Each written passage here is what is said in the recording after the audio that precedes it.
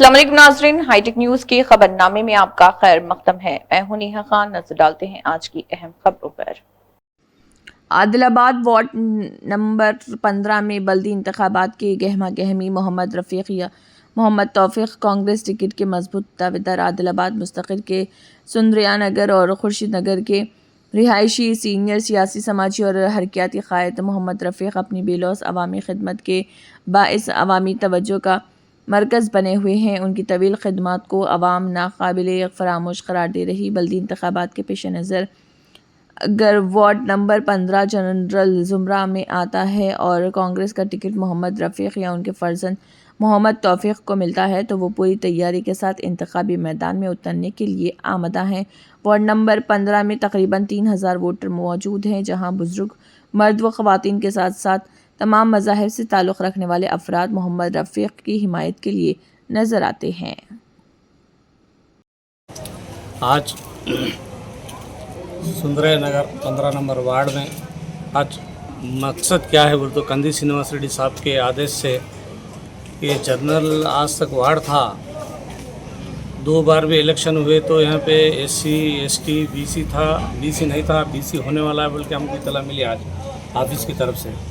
इंशाअल्लाह ताला आज तक भी जो हम महल्ले में सुंदरया नगर में जो खिदमत अंजाम दिए सो अब तमाम लोगों को मालूम है।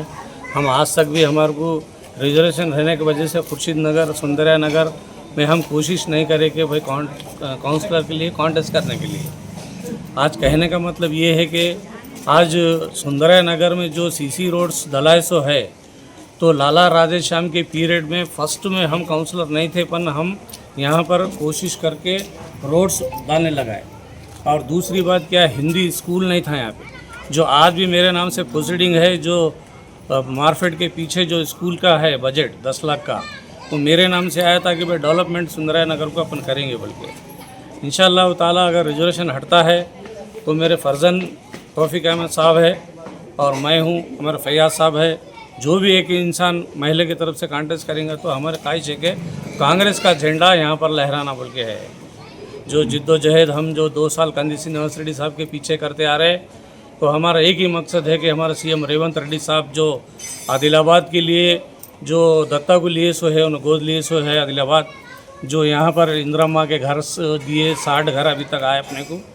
और यहाँ पे जो मिशन बगरीता का काम भी जो हुआ सो वो जहाँ का वहाँ फंड है। 16 तारीख को साहब यहाँ पे चना का बैरेट के लिए आ रहे हैं साहब।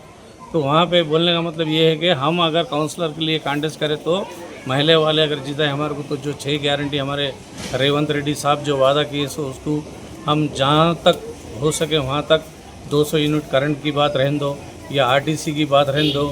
जो आने वाले दिनों में फिर अप्रैल में हमारे रेवंत रेड्डी साहब और हमारे जूपली साहब ने कहा कि और हमारे को एक 3-3.5 हज़ार घर दिया जाएगा आदिलाबाद में खाली। तो फिर हमारे को अभी कंदी श्रीनिवास रेड्डी साहब से बहस हुई तो साहब ने बताया कि रफ़ीक अन्ना ఎందుకు టెన్షన్ పడుతున్నావు कि 60 ఇల్లు మీకు ఇంకా ఇస్తాం।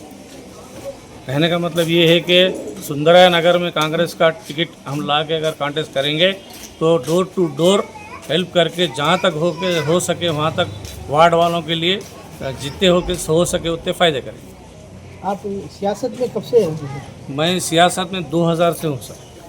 आपकी इसके अलावा और क्या क्या खिदमत है जो? मैं 2000 में लाला राधे श्याम जी को चेयरमैन के लिए कॉन्टेस्ट कराया। तो आदिलाबाद के अंदर आपका मीडिया पेपरों की तरह उठा के देख लीजिए, खुर्शीद नगर की तरफ से छतरी के निशान से राधे श्याम जी जीते बोल के पूरा गाँव का मशहूर था।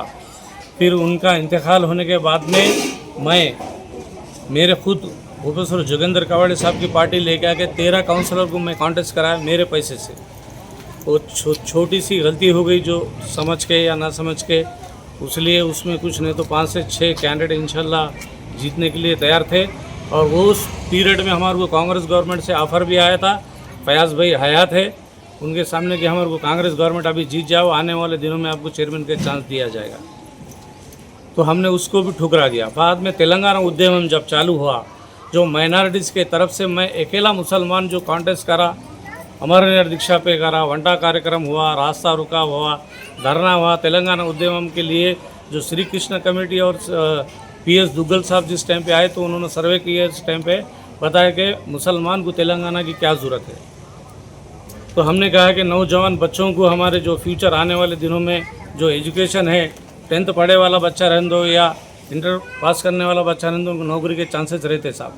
और 4% रिजर्वेशन है तो 4 मुसलमान जब 100 की भर्ती होती है उसमें 4 को लिया जाता है। जो केसीआर साहब ने जो सोनिया माँ से उपंदम करे थे कि तेलंगाना आने के बाद में मैं उसमें कांग्रेस में मिल जाऊँगा, जो केसीआर साहब ने धोखा दे के सोनिया गांधी को जो उनके बर्थडे पे उन्होंने तेलंगाना जो दिए थे, वो पीरियड में हम ये सोचे थे कि नौजवान बच्चों का हमारा फ़ायदा हो जाएगा। मैक्सिमम 40-30% हमारे लोग को नौजवान बच्चों को जॉब्स आएंगे।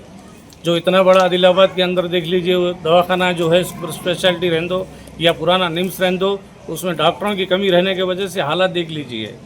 और दूसरी बात क्या कहना चाहता हूँ मैं, आदिलाबाद के लिए जो रेल का जो मुद्दा चला था यहाँ से निर्मल से जो आरमूर, जो एक दिन में रेल जब डालेंगे तो यहाँ से आना जाना आसान हो जाएगा।